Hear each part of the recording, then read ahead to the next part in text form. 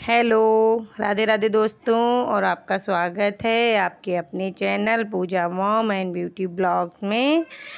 तो आज की वीडियो है करवा चौथ से जुड़ी हुई कि करवा कैसे फेरें। अगर आप अकेले हैं तो आप अकेले करवा कैसे फेरें और करवा चौथ की पूजा हम कैसे करें।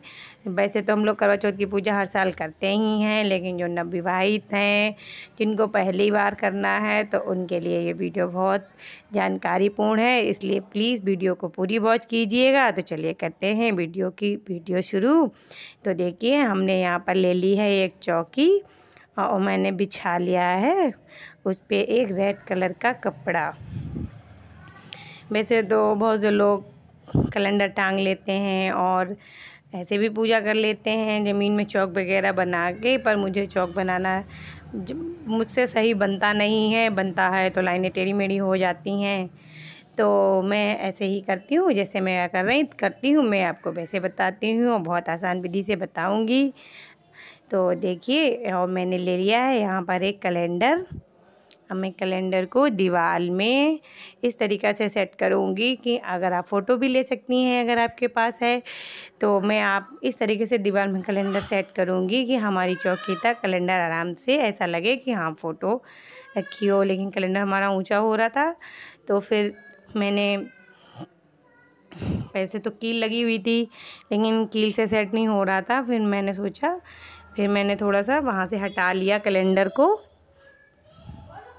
और फिर मैंने पहले सोचा मैं नीचे रख लूँ इस तरीके से, पर मुझे अच्छा नहीं लग रहा था लुक, क्योंकि मैं पूजा करने से पहले अपनी पूजा की सारी तैयारी करके रख देती हूँ, उसके बाद मैं पूजा करती हूँ ताकि बाद में कुछ दिक्कत ना हो। क्योंकि कपड़े वपड़े पहन लो ना तो फिर तैयारी नहीं हो पाती है सही से। चौकी सजाने में थोड़ा सा टाइम जाता है इसलिए।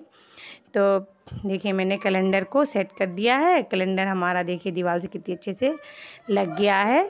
और फिर मैं इसके बाद ले लूँगी। तो अब मैं थोड़ा सा जैसे कि सामान को इकट्ठा कर रही हूँ ताकि मतलब सब एक ही जगह पे सेट कर लूँ। तो बस तैयारी करने में लगी हुई हूँ। तो फिर मैंने माता रानी मतलब करवा चौथ माता को पहना दी है एक फूलों की माला।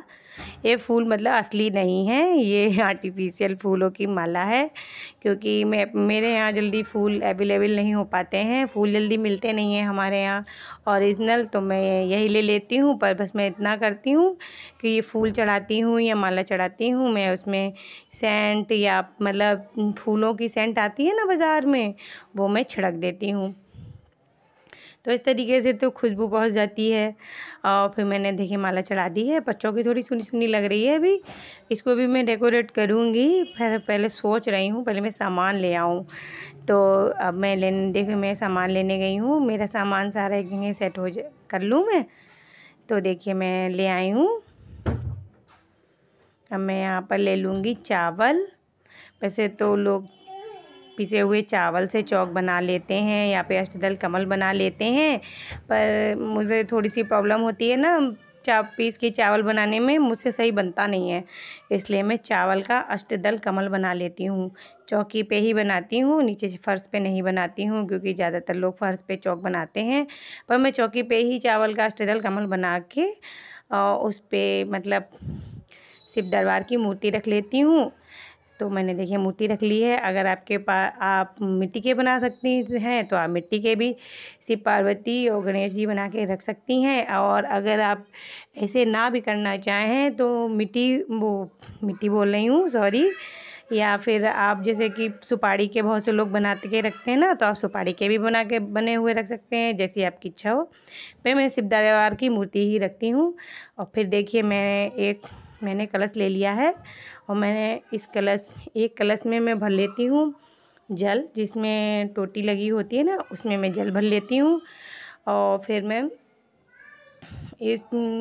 इसको मतलब मौली से या फिर मतलब कलावे से इसको मतलब लपेट देती हूँ, मतलब एक बस मतलब लपेटती हूँ। तो देखिए मैंने इसको इस तरह से लपेट दिया है।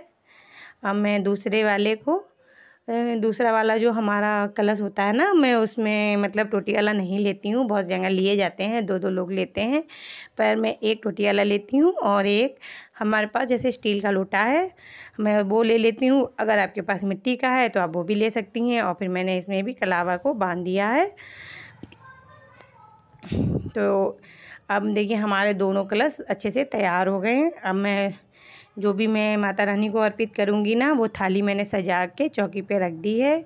और ये करवा भी हमारा देखिए, कलश भी हमारे दोनों ऊपर चौकी पे रख गए हैं।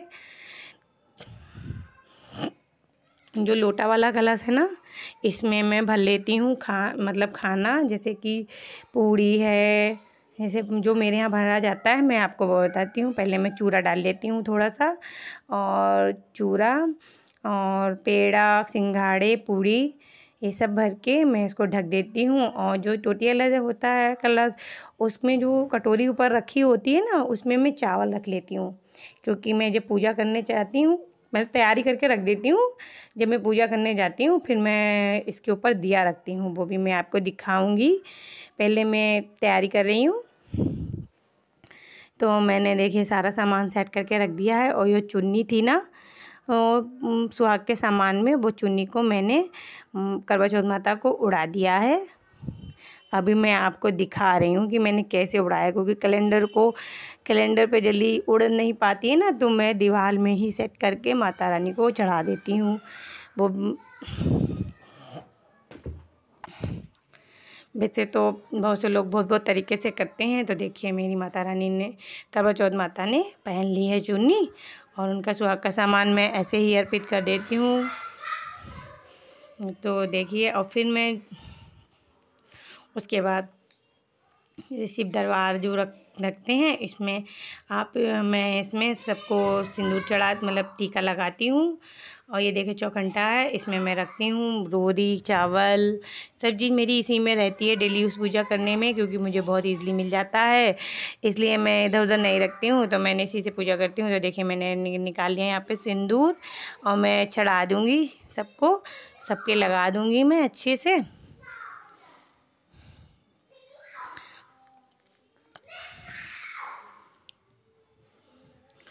फिर ऐसे ही मैं सारे भगवान जी के टीका लगा दूँगी अच्छे से। और फिर मैं पार्वती माता हैं, गणेश भगवान जी हैं, सबके मैं टीका लगा लेती हूँ। और उसके बाद मैं उनको जो भी खाने का भोग होता है ना, वो मैं चढ़ा देती हूँ। फ़िलहाल तो करवा चौथ कल है, ये वीडियो मैंने बस आपकी।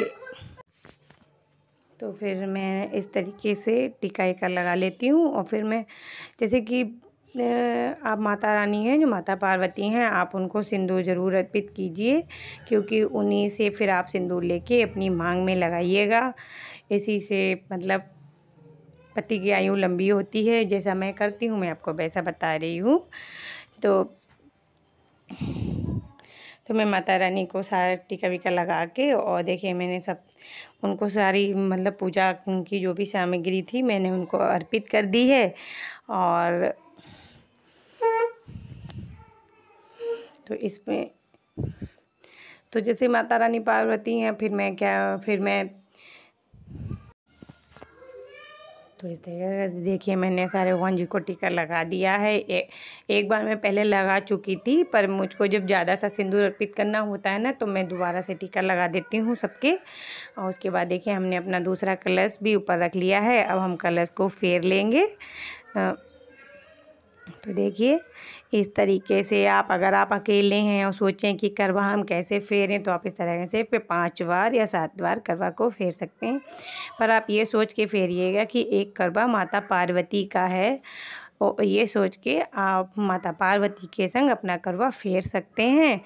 तो इस तरीके से आप अपने अकेले हों, अगर आप अकेले हैं, आपके संग कोई नहीं है करवा फेरने वाला, तो आप माता पार्वती के संग करवा को फेर सकते हैं।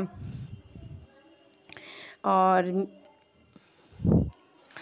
फिर जैसे कि ये जो है ना, चौकी सूनी सूनी लग रही थी मेरे को थोड़ा सा, तो मैंने देखिए चौकी पे माला लगा दी है एक और। तो देखिए हमारी चौकी कितनी सुंदर लगने लगी है। अभी तो फ़िलहाल करवा चौथ नहीं है, करवा चौथ कल है। तो बस मैं आपको बस जानकारी देने के लिए मैंने ये वीडियो बनाई है। तो अब हम देखिए, तो हमारी चौकी तो सज गई है। अब हम और इसके बाद हम जो हमारे चावल रखे थे ना कलश में, उसके ऊपर रख लेंगे हम एक दिया जला के, क्योंकि मैं ऐसे करती हूँ। तो मैं आपको लुक दिखा रही हूँ कि देखिए कितनी सुंदर लग रही है ना हमारी चौकी। तो हमारी सारी तैयारी देखो चौकी की हो गई है ना। तो अब हम कर लेंगे 16 श्रृंगार इसके बाद, क्योंकि अब हमको है तैयार होना। तो हम तैयार हो जाएंगे और उसके बाद हम अपने पूजा करेंगे, कथा पढ़ेंगे। तो बस तो अब हमारा क्या रह गया, हमारा दिया रह गया है बस, क्यों हम इसके ऊपर दिया जला के रखना है। तो बस मैं वही जा रही हूँ दिया जलाने के लिए। तो देखिए मैंने दिया को रख दिया है कलश के ऊपर। तो अब हमारे पर आप इस बात का ज़रूर ध्यान रखिएगा कि दिया में घी इतना डालिएगा कि जब तक आप चंद्र देवता की पूजा ना कर लें, जब तक के लिए उसमें वो दिया मतलब बुझना नहीं चाहिए। तो अब इसके दिया जलाने के बाद हमारी पूजा लगभग कंप्लीट हो गई है। उसके बाद हमने आरती कर ली है और कथा भी पढ़ ली है। कथा पढ़ के हमने कर ली थी आरती। उसके बाद हम करेंगे चंद्र देवता की पूजा। तो अब इसके बाद हम जाएंगे छत पे और चंद्र देवता की करेंगे पूजा। तो हमने जो छलनी अपनी, वैसे हमारे यहाँ छलनी से पूजा नहीं होती है, हमारे यहाँ बस ऐसे ही पूजा होती है दिया रख के। तो हम कर लेंगे चंद्र देवता को सबसे पहले देंगे अर्घ देने के बाद इसके चंद्र देवता को अर्घ देने के बाद हम उनको जो भी थाली में हमने अपने रखा है, जैसे कि खाना या जो भी रखा है, हम उनको चढ़ाएंगे।